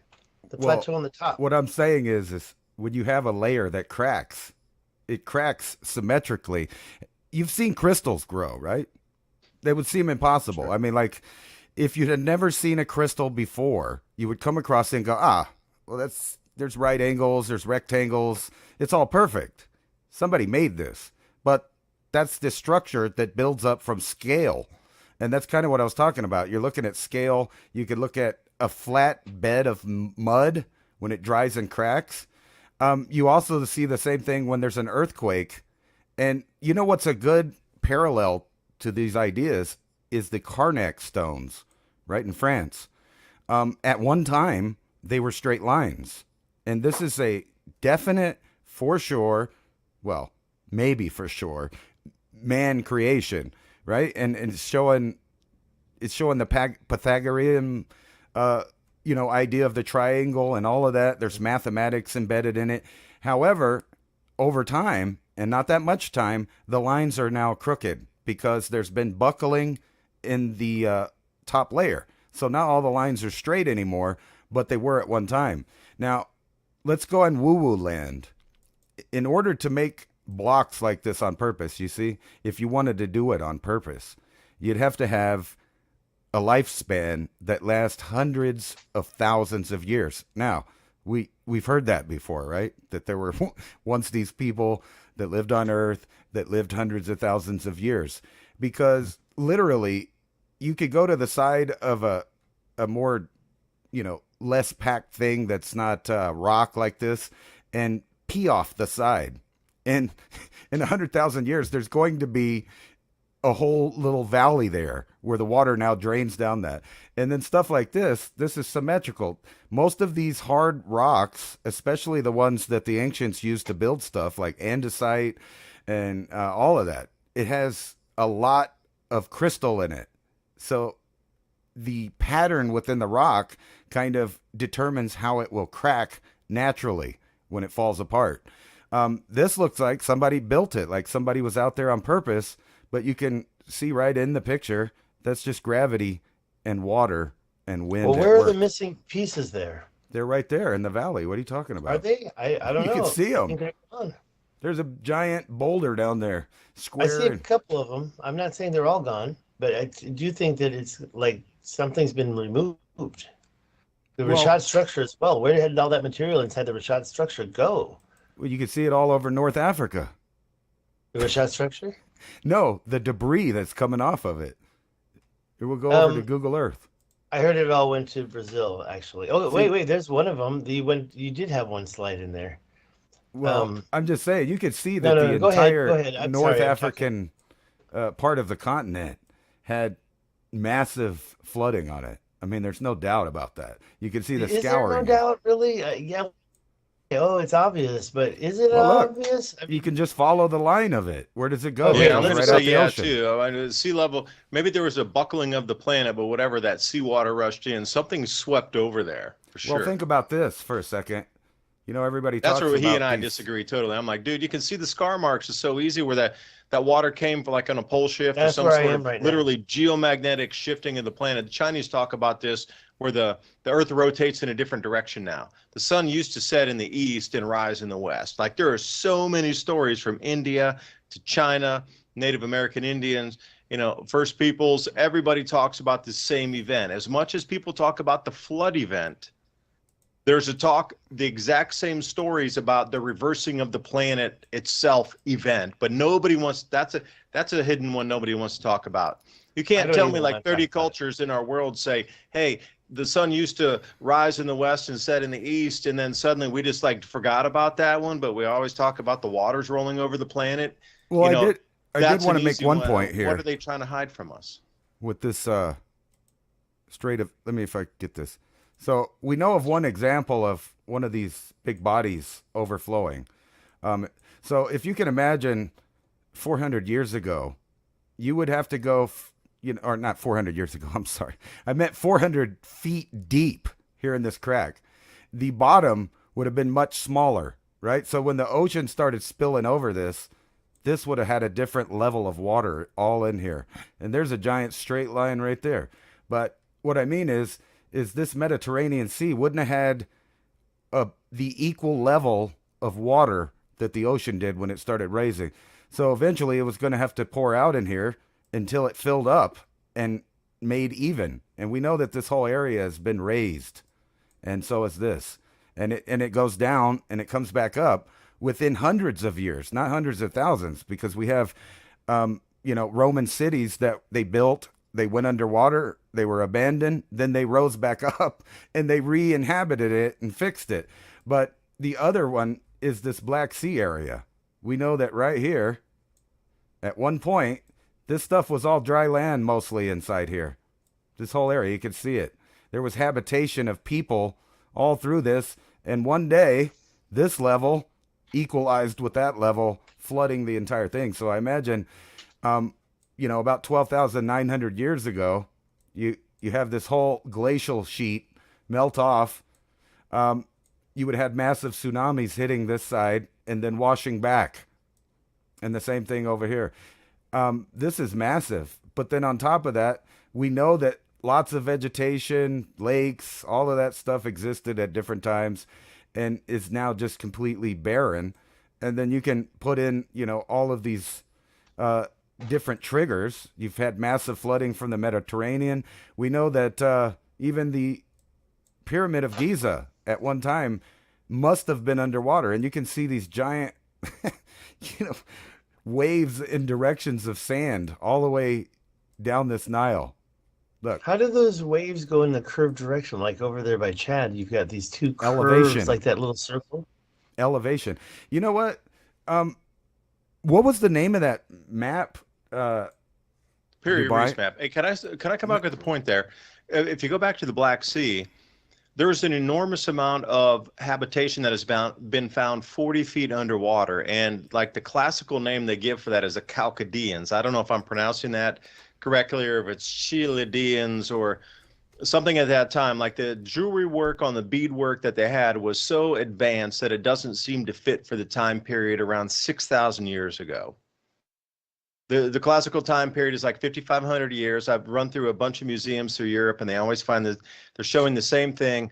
But what's interesting is right off the coast of Israel, they're finding the same exact underwater, habitations at 40 feet deep. So it seems to be there was some sort of stabilization point where they made a gigantic leap in terms of technology and jewelry making, metallurgy, engineering, whatever it was. And then that 40-foot level encapsulated an enormous amount around the Black Sea and the Mediterranean Sea of just it came up and everybody was underwater.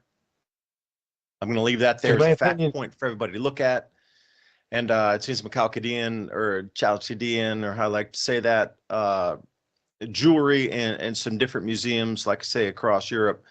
And it was ahead of its time by like 1,000 years is what it comes back to. And a lot of that's off Romania, and it's off limits it's off limits for recreational divers, but if you have permits and with the museum, you're allowed to dive on it. But you as a even if you're just free diving, as like me with a dude, I can get down to 40 feet. I'm not allowed to go down there.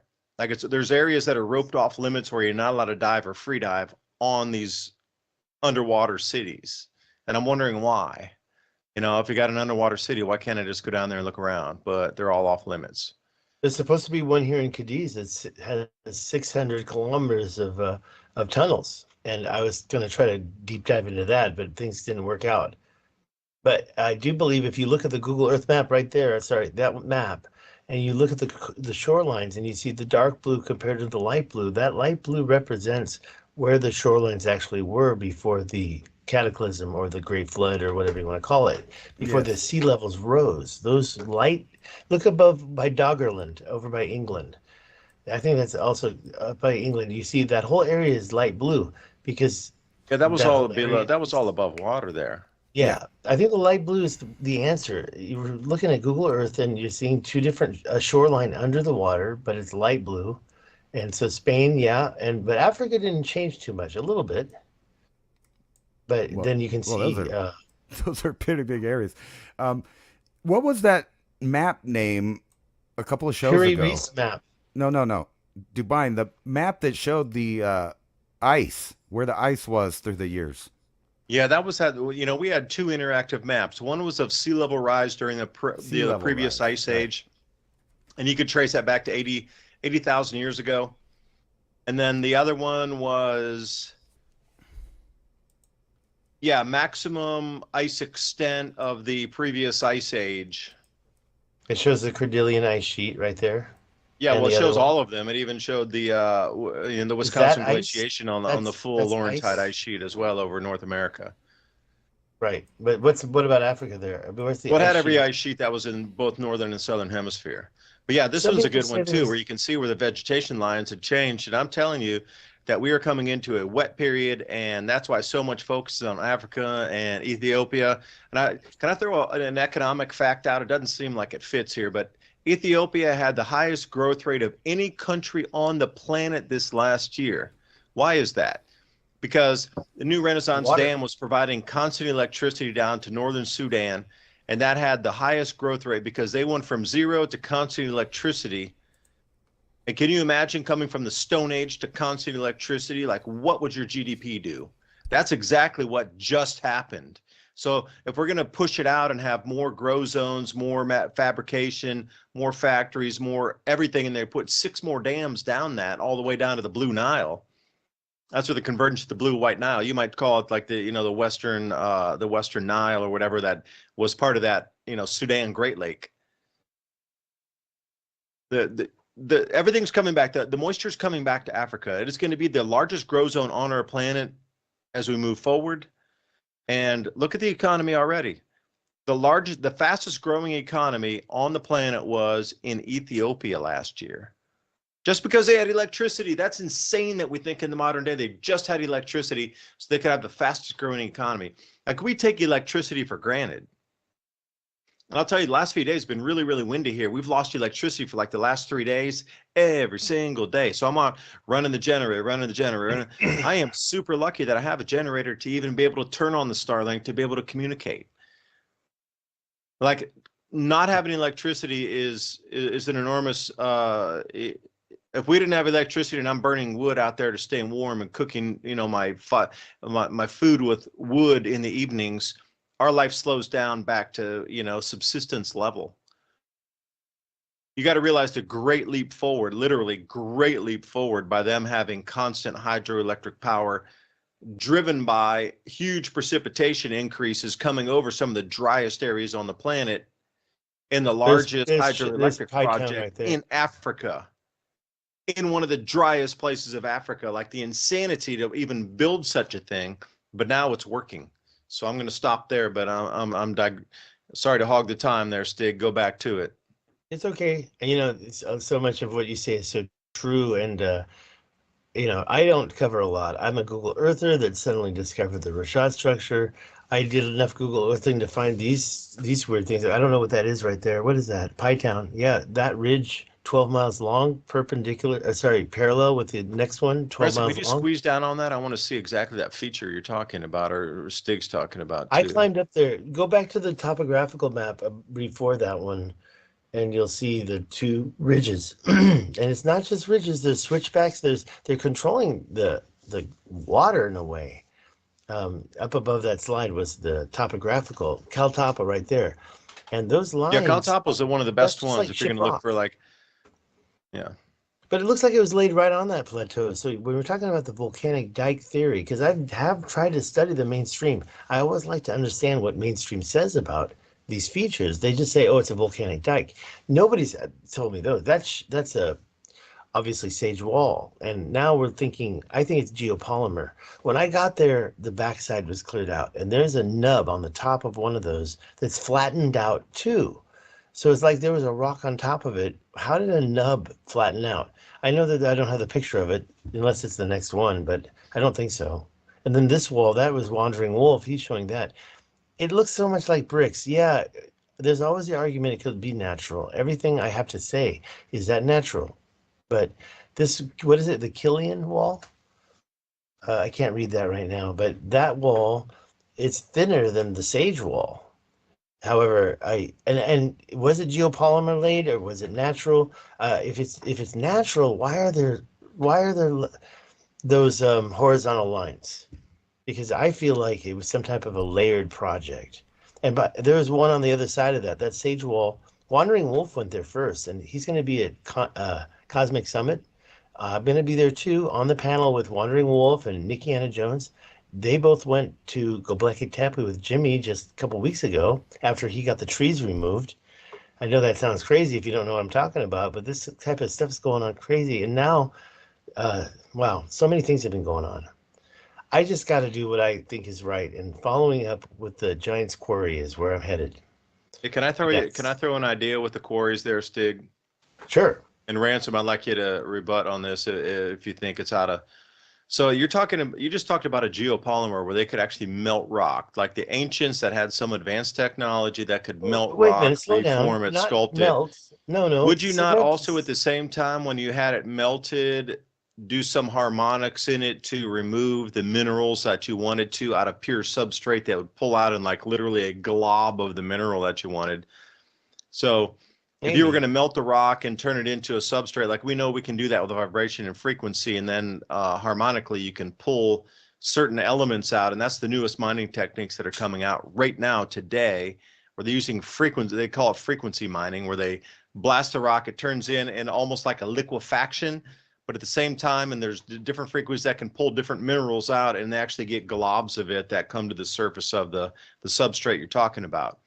But this is, again, if we're talking about something further back that's way more advanced than this is, would they not try to mine the rock first before they formed it?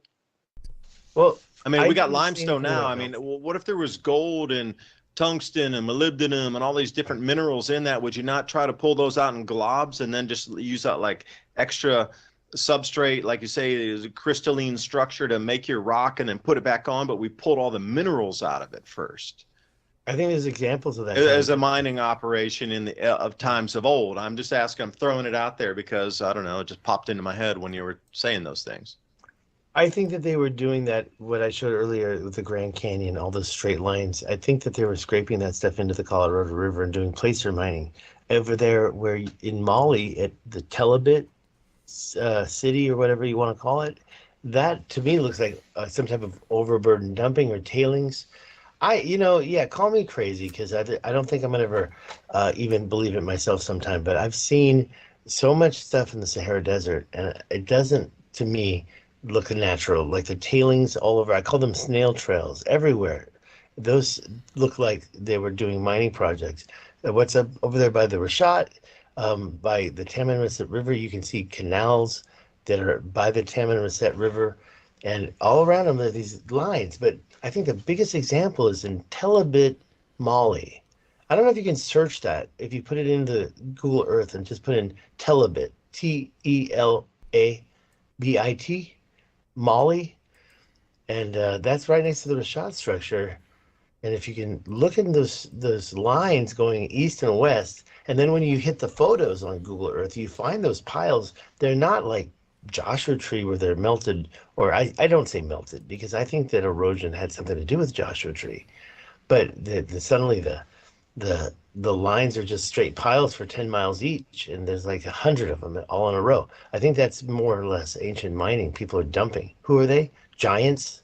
But this is big projects.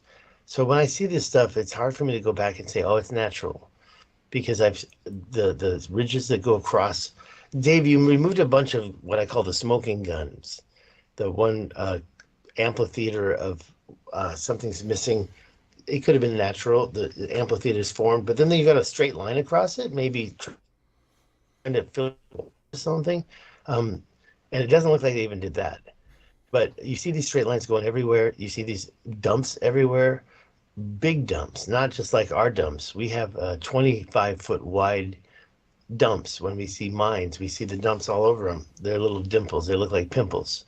But then you go to Libya, to Planetary Valley, and you see the same type of looking thing going on, but they're actually 250 feet wide. So they're 10 times larger.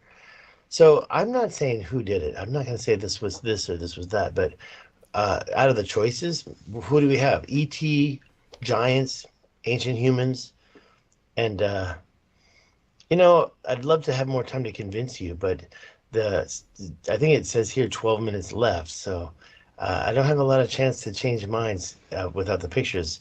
Take a look at Molly. If you can't find the telebit, I can show you how to get there. It'll be a little tougher. I'll type it in there. Well, me? let me hear what Where you do I guys type? think about this. Okay, so Type where? Cusco, Chat. Peru is, I think, the best evidence for technology.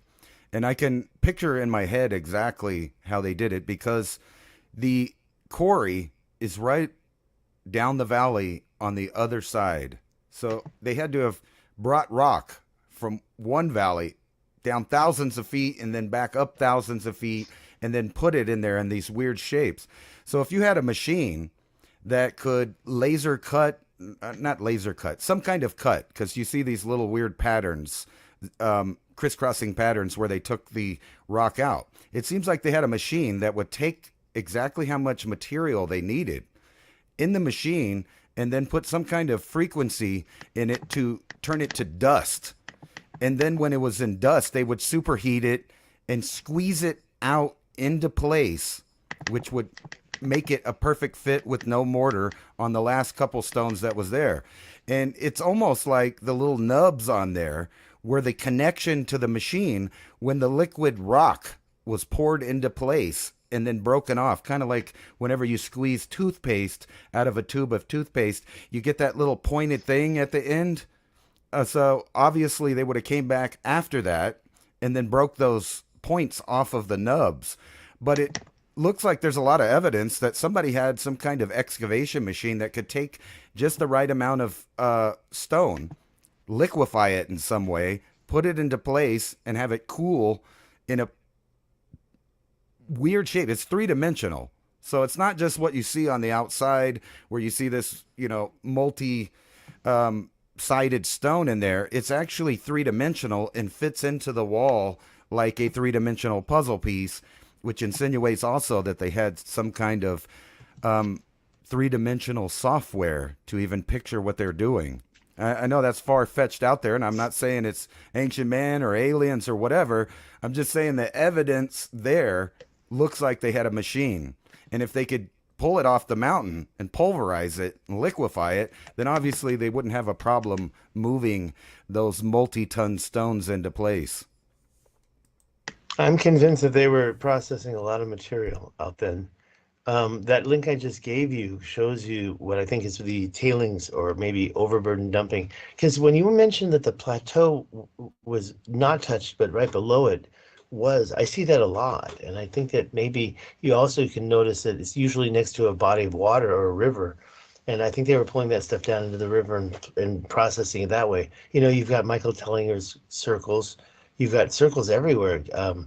In New Mexico, you got plenty of those weird, what are they called? Kivas? I think these were all processing centers. And they're different projects, but they're all some type of processing center. I'm going to find you one more link, and then I'm not going to talk much longer. But that one I just gave you kind of shows. Where's that one? I gave you the coordinates in the chat and a link to the Google Earth. And I have one last one I'll show you because it was taken out of the thing. Yeah, there you go. Don't tell me those straight lines are just some natural occurrence. Those things, there's too many of them, they cross over each other. That's long lines of some type of dumping, in my opinion. I know I sound a little bit No, but Stig, confident. those are all lines of independent loose rock. Those are not bedrock that's in that formation. I remember you If you showed look me at an the image of photo, that. It yeah, was just super long lines of just rock that was piled on top of rock, on top of like loose rock, boulders on top of boulders, like broken rock. It wasn't smooth boulders. It was like broken rock on top of broken rock, just for all these crazy amounts of distance there. And I was like, huh. one after the other. Tell me a natural Oh, thing. wait a second. He's got something on geologic glacials. Uh-oh. But did the glaciers go all the way down into North Africa and out into Western Africa? That would be a question to ask too, Well, because we looked at the which maximum point in glaciation history? extent. It came down to sort of, into France and that further down into Switzerland. But glaciers didn't go down into Africa unless there was some sort of geophysical shift. And we had one ice age prior that was over Africa with a geophysical shift, and then it shifted back.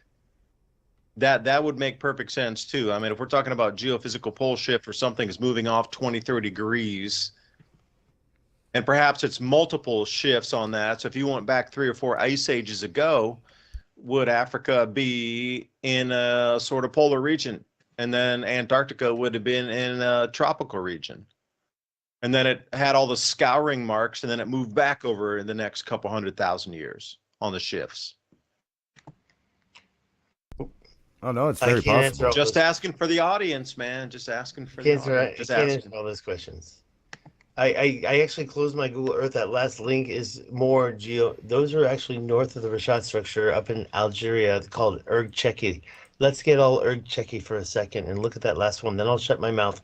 I'll let you guys close the show out without me because it's almost 5 in the morning, I guess, huh? And I was supposed to be out of here at 8. I gotta go to the airport. Not the airport. What am I talking about? I gotta go to the bus stop, and we're going down, and we're gonna cross to Tarifa. Um, those what I called the yeah, right there. Those, if you back out a little bit, you'll see that, and maybe angle it so you can look at it in 3D. You can see how those lines actually cross over from plateau to plateau. So a lot of stuff happened. Get a little closer down there. Yeah, look at those lines on that plateau and see how they connect to the other plateaus. The lines on the plateau are older than the water events that separate those plateaus. If you get to, and they're not that far apart, they're just a couple miles. Maybe you can even argue that those are modern day, but what cut those? How did they get cut? And yeah, it does seem to link to stuff that looks natural. That's far away from Well, the that stuff. looks like wave pattern erosion. That looks like wave pattern deposition off of large. I was around the ocean for a while in my life, and the waves, they leave those parallel ridges just like that. But that's got to be massive, like continental scale Zoom in and look flooding at those. to leave that kind of. And Zoom where in. else is that? Carlson talks about that too, How where do you there's have just 3 sets depositions of of the parallel of like lines? the and he was like, they're 150 feet tall. You got to realize that would have been like a 4,000-foot wave or something that would have left that kind of watermark. That's exactly right there what you just zoomed in on, Ransom. That was sand deposition from the waves coming at the opposite direction there that would have left that. Damn, I wonder how tall those things are. Because then you got 2 parallel points, one in the northeast U.S. and then one there. There's some flooding that's going on there. Stig, you and I disagree until the day we die, man. But that Oh, I'm I didn't say absolutely there's sure no flooding. massive I'm just saying floodwaters rolled over. Right there's your sand deposition of wave pattern. Now, I Well, don't know about that, just but I mean, looking at that's a this, little bit south of there, right at that riverbed. That was massive sand if you look deposition at there. this, all of You can these see it so crisscrossing cleanly right lines. there. It's in the middle. It's in that middle feature. Well, what I'm trying to say is The east. this layer right here is the same layer as this, is the same layer as this. This is one layer on the earth. Everywhere you're seeing those cracked lines in this area are the same layer elevation wise. So like you move over here, you find another spot in that same layering. You have to find one that's eroded away, and you see I agree. I found I one agree. over here. I agree it's the crisscross same patterns. layer. I just don't agree how it was created. Because they're too perfect, and there's too much perfect. It's 3 sets. Those are triangles. Those aren't Well, rectangles. the closer you get, the less perfect it gets. The more perfect I Oh, it's a the heart. closer you Oh, get, happy the more straight Valentine's Day, those everybody. lines are. Oh, I have one. Okay, are we out? We're out. Okay. David Stig Hansen. I have to get back. .com. Support him for Thank you, the Ransom. Thank you, GoFundMe Dave. to go do more research for us on the North Shore, the Mega Lake shoreline coming up to worship site. Thank you for listening to Revolution We support it. Radio. Bye for now.